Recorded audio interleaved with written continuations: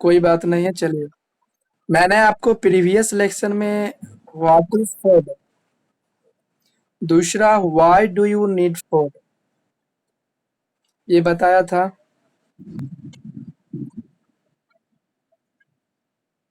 Yes, why do you need food. और तीसरा topic मैंने बताया था what is the main function of food. आप सभी को मैंने बताया था, आप सभी भूल गए। ठीक है, फिर से एक बार सुन लो आप सभी।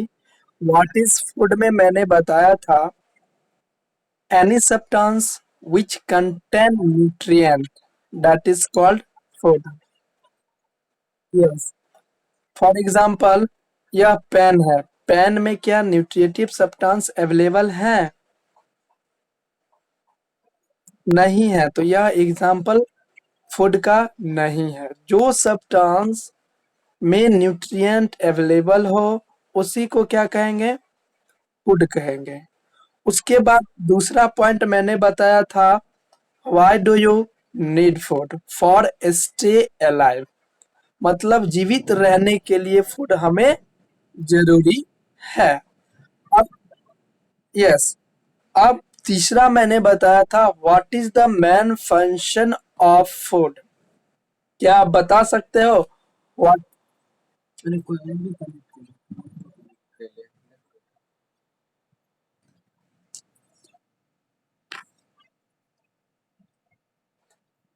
What is the main function of food?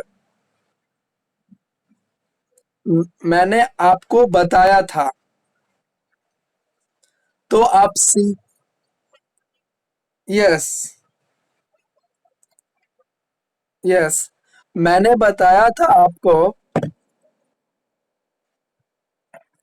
It gives energy for doing work, simple में। लेकिन जब आप हायर सेक्शन में जाओगे, हायर क्लास में जाओगे, तब आपका फूड का फंक्शन बहुत सारा पढ़ना होगा।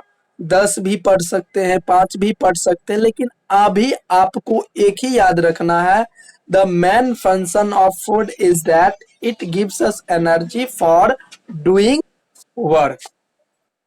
ठीक है, तो मैंने 3 चीज कल डिस्कस किया था, व्हाट इज फूड, दूसरा डिस्कस किया था why do you need food, तीसरा डिस्कस किया था what is the main function of food.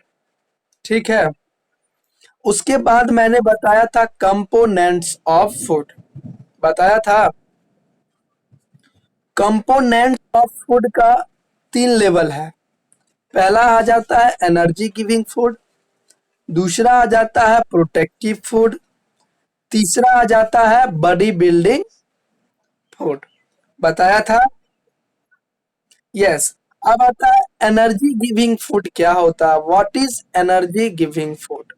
Those food which gives us energy for,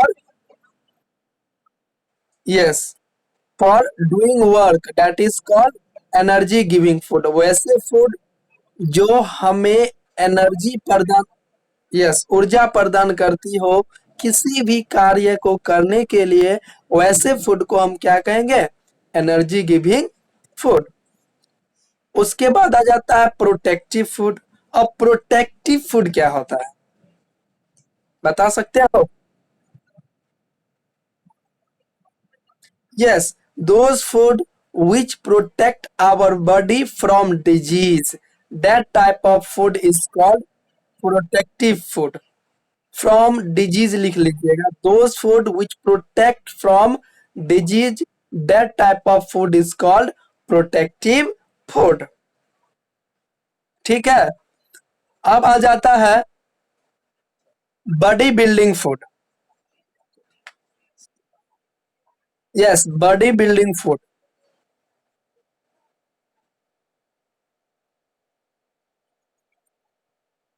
those food which build or construct of our body, that type of food is called body building food। ठीक है, body building food को constructive food भी कहा जाता है, लिख लीजिएगा। Body building food को कंस्ट्रक्टिव फूड भी कहा जाता है। क्योंकि यह हमारे बॉडी को कंस्ट्रक्ट करने में मतलब बनाने में, रिपेयर करने में मदद करता है। नमन कुमार, आप मेरी आवाज सुन पा रहे हो? यस। तो मैंने एनर्जी गिविंग फूड में बताया है अभी, which gives us energy for doing work. दूसरा मैंने बताया प्रोटेक्टिव फूड के बारे में, विच protect from disease, that type of food is called protective food.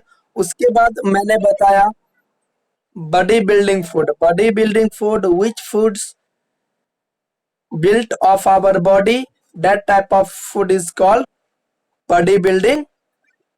Yes, yes। अब एनर्जी गिविंग फूड में लिख लीजिएगा।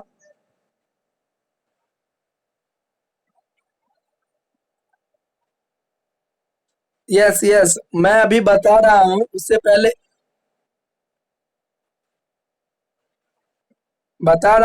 पहले मैं जो बता रहा हूँ वो लिख लीजिएगा। ठीक है, कोई दिक्कत नहीं ना?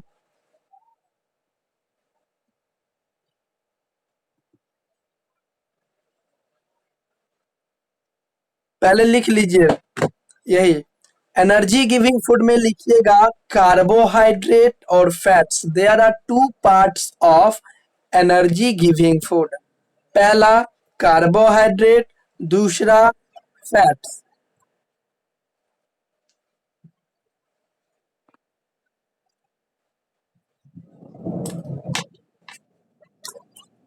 To parts of.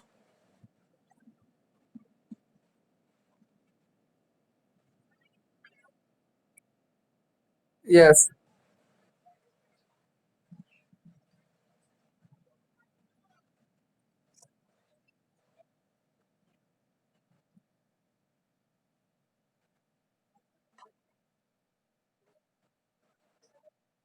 हाँ, उसमें लिखिएगा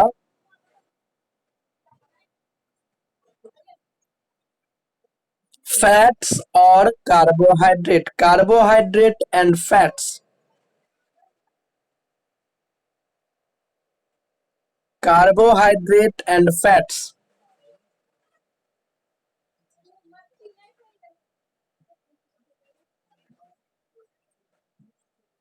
लिखे सभी कार्बोहाइड्रेट एंड फैट्स।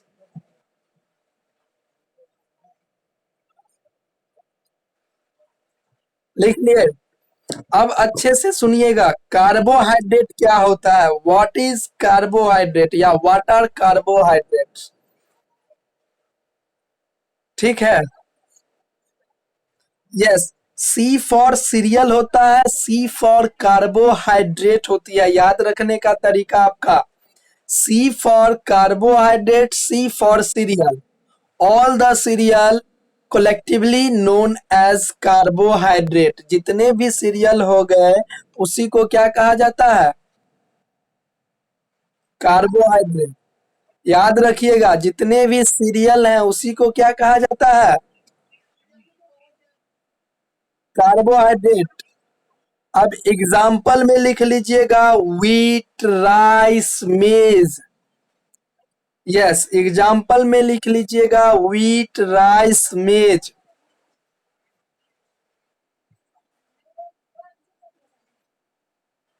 लिखे?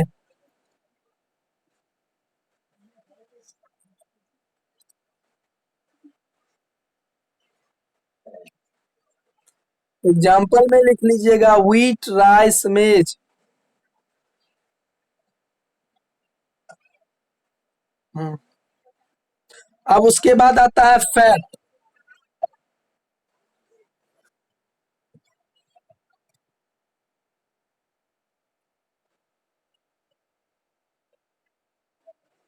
मिल्क। Yes yes. प्रोटीन्स भी होते हैं, फैट्स भी होते हैं, सभी चीज अवेलेबल होते हैं मिल्क।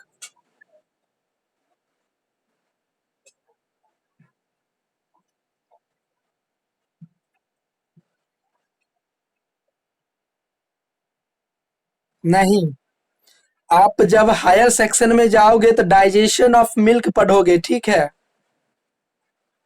क्या पढ़ोगे? Digestion of milk. हम्म। तो जो पीरियड होता है डाइजेशन ऑफ मिल्क का, वह लॉन्ग पीरियड होती है, ठीक है। तब आपको पता चलेगा ये कि क्यों नहीं पीना चाहिए मुझे, ठीक है। Period of digestion of milk आप पढ़ोगे, अभी आपको नहीं पढ़नी है, ठीक है। इसीलिए आप हायर सेक्शन में जाओगे तब पढ़ोगे। उसका जो डाइजेशन होती है हमारे बॉडी में, वह बहुत लॉन्ग प्रोसेस होती है, जिसके कारण हमें वह मिल्क नहीं इनटेक करना चाहिए। बात समझ रहे हैं? मिल्क पीना जरूरी है, ठीक है। लेकिन जब हम बताया ना, जब आप डाइजेशन ऑफ मिल्क के बारे में पढ़ोगे, उसके बाद आपको पता चलेगा कि यह फिर क्यों नहीं मिल्क ही पीना चाहिए, अदर कंपोनेंट्स ऑफ फूड क्यों नहीं लेना चाहिए। यस, हमारे लिए कार्बोहाइड्रेट भी जरूरी है, फैट्स भी जरूरी है, विटामिन भी जरूरी है। अब ऐसा नहीं कि सिर्फ मैं मिल्क पी लूं और उससे पूरा बॉडी का मेंटेनेंस हो जाएगी, तो ये नहीं हो पाएगी, क्योंकि हमारे बॉडी में अलग अलग न्यूट्रिएटिव सब्सटेंसेस का रिक्वायरमेंट होती है। बात आप समझ रहे हो? हाँ। तो आप इजली में, ये आपका क्वेश्चन अच्छा था कि हम लोग सिर्फ मिल्क ही क्यों नहीं पीते हैं, ठीक है। और अदर फूड के जगह पे हम सिर्फ मिल्क ही ले और अदर फूड को छोड़ दे, ठीक है। आपको सिंपल एग्जांपल मैं देता हूं कि अगर आपको